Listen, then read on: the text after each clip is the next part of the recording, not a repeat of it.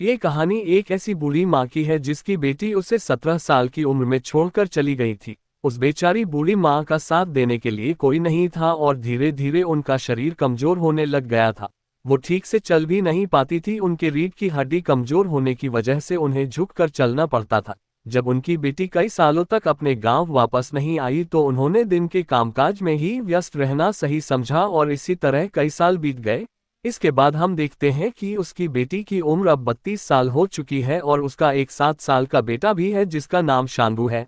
शांगू की माँ 15 सालों के बाद अपने गांव जा रही थी। उसका बेटा उससे पूछता है कि उसकी दादी माँ कैसी है और क्या उन्हें ठीक से सुनाई और दिखाई देता है, लेकिन उसकी माँ को उसके किसी भी सवाल का जवाब नहीं देती, क्योंकि उसे खुद भी नहीं पता था कि इतने सालों में उनका क्या हाल हो चुका है।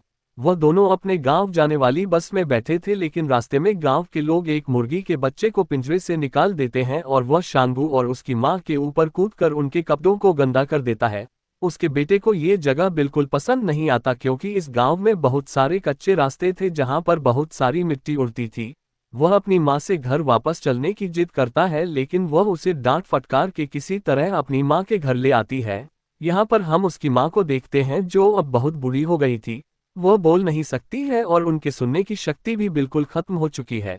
उनकी बेटी उनसे माफी मांगती है क्योंकि इतने सालों में वह कभी उनसे मिलने नहीं आई। वह उन्हें बताती है कि उसके पति ने उसे तलाक दे दिया, जिसके कारण उसे अपनी दुकान को बंद करना पड़ा और अब उसके पास पैसे कमाने का कोई जरिया नहीं है।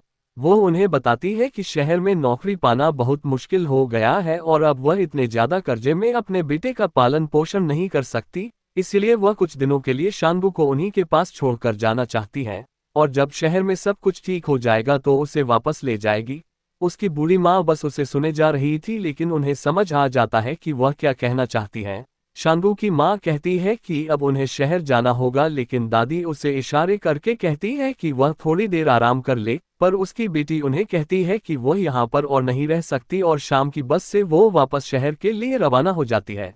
शांगू एक शहर में रहने वाला लड़का था, उसे गांव का रहन सहन बिल्कुल भी पसंद नहीं आता। उसकी माँ उसके लिए कुछ कपड़े और खाने का सामान उसके लिए छोड़कर गई थी जो सिर्फ शहर में मिलता है। शांगू की दादी उसे अपने साथ चलने के लिए कहती है, लेकिन शांगू उनसे पहले कभी नहीं मिला था, इसीलिए वो उन्हें दूर रहने के लिए कहता है। वह अपने हाथों को फेरकर कुछ इशारा करती है, पर शांगू उनकी बातों को समझ नहीं पाता, इसीलिए उनके बुढ़ापे का मजाक बनाता है और उन्हें गूंगा और बहरा भी बोलता है, जो अपने आप में काफी असम्मानीय था। ये जानकर दादी माँ को बहुत बुरा लगता है, जिसके बाद दादी अकेले ही आगे जाने लगती है। शांगू उनका पीछा करता है, पर वह ऐसे नाटक कर रहा था जैसे उनका पीछा नहीं कर रहा है। रात को वह दोनों साथ में खाना खाते हैं। उसकी दादी अपने हिस्से का खाना भी उसे दे देती है। वह हमेशा वीडियो गेम खेलता रहता था और उसकी दादी उसे उत्सुकता से देखती रहती थी, पर कभी भी उसे कुछ कहती नहीं थी। उनके गांव में टॉयलेट की सुविधा नहीं थी, इसलिए शांगू को एक पॉट के अंदर टॉयलेट करना पड़ता था, जिसे उसकी दादी ही हमेशा साफ किया करती थी। शांगू उन्हें हर सवेरे 2 बाल्टियों का भार उठाते हुए देखता था। उनके अंदर एक ठहराव था, मानो ऐसा है कि उन्होंने अपने जीवन के अच्छे और बुरे लम्हों को जी लिया है।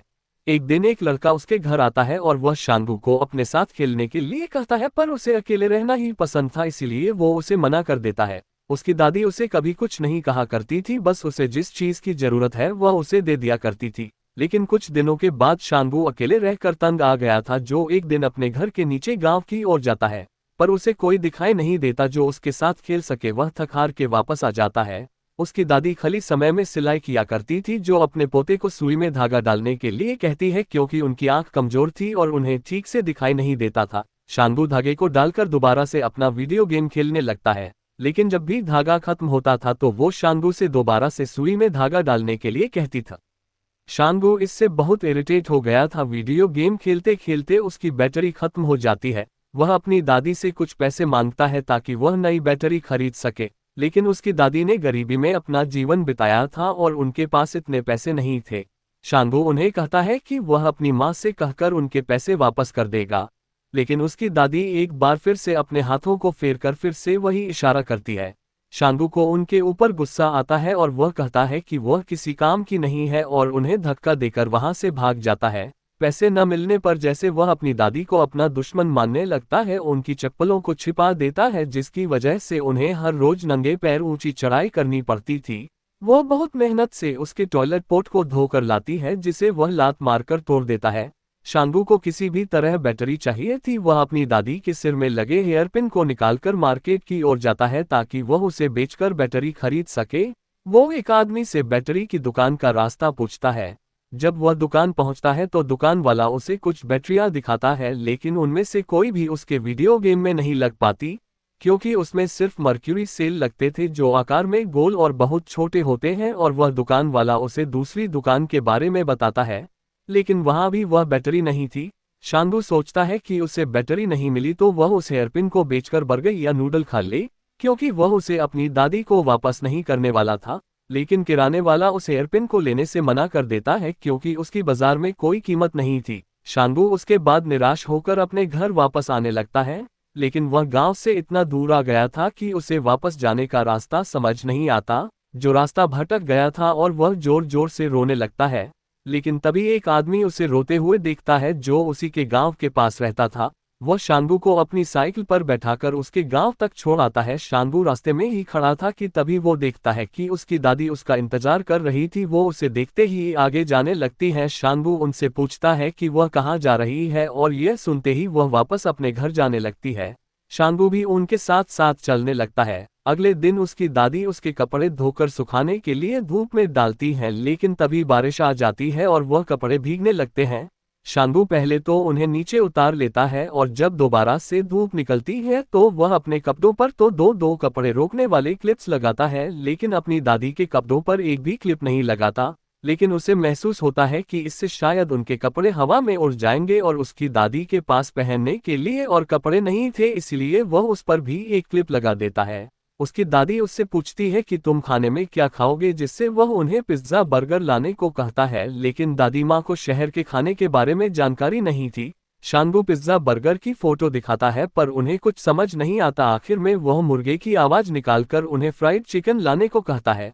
उसकी दादी तुरंत ही कुछ खरबूजे लेकर शहर की ओर निकल जाती है, क्योंकि वह उससे बेचकर ही उसके लिए चिकन लाने वाली थी। जब दादी माँ बाजार से वापस आती है तो जोर की बारिश हो रही थी और वह पूरी भीग गई थी।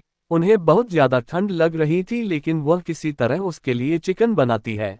शांगू इंतजार करते करते सो गया था। दादी उसे उठाती है और उसे कहती है कि उन्होंने उसका मनपसंद खाना बनाया है। उन्हें लगा कि यह शांगू को बहुत पसंद आएगा, लेकिन उसे रेस्टोरेंट वाला फ्राइड चिकन चाहिए था, ना कि उबला हुआ मांस का टुकड़ा। वह उसे देखते ही खाने से मना कर देता है और जोरों से रोने लगता है। उसकी दादी उदास हो जाती है क्योंकि उसके पोते को उसका बनाया हुआ खाना पसंद नहीं आया। इसी तरह शाम से सुबह हो जाती है। शांगू को बहुत भूख लगी थी। वह अपनी दादी के बनाए हुए चिकन को चाव से खाने लगता है। वह देखता है कि उसकी दादी लेटी हुई है, दरअसल उन्होंने भी कल रात को खाना नहीं खाया था। जब वह उनके पास आता है तो देखता है कि उन्हें बहुत तेज बुखार हो गया था, क्योंकि बाजार से वापस आते वक्त वो बारिश में भीग गई थी। वह उनके सिर पर एक पट्टी रखता है ताकि उनका बुखार जल्दी से उतर जाए और उन्हें कल रात का खाना गर्म करके देता है।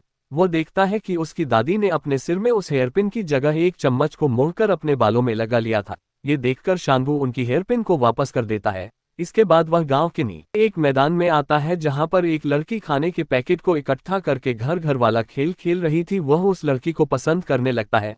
अगले दिन वह और उसकी दादी बाजार जाते हैं, क्योंकि दादी अपने घर पर उगाए हुए खरबूजे को बाजार में बेचकर थोड़े पैसे कमाया करती थी। उस दिन वो काफी देर तक बाजार जाने वाली बस का इंतजार करते हैं, लेकिन बस नहीं आती और उन्हें बाजार तक पैदल ही जाना पड़ता है। उसकी दादी बाजार में खरबूजों को बेचने लगती है। शांगू दीवार के पीछे खड़ा उन्हें देख रहा था और यह अपने आप में दिल को छू लेने वाला दृश्य था। उसकी दादी सारे खरबूजों को नहीं बेच पाती, लेकिन उन्होंने कुछ पैसे इकट्ठा कर लिए थे। वह शांगू को नए जूते दिलवाती है और एक अच्छे होटल में उसका मनपसंद खाना भी खिलवाती है, लेकिन वह खुद पैसे बचाने के लिए सिर्फ पानी पी रही थी। वहां पर शांगू को एक दुकान दिखता है जहां पर हर तरह की बैटरियां मिलती थी। उसे पता था कि सारे पैसे खर्च हो चुके हैं, इसलिए वह जिद नहीं करता। इसके बाद वह दोनों अपने घर के लिए निकलने लगते हैं। दादी माँ को घर जाने वाली बस नहीं मिल रही थी, लेकिन बस का कंडक्टर आवाज लगाता है और सही बस पकड़ने में उनकी मदद करता है।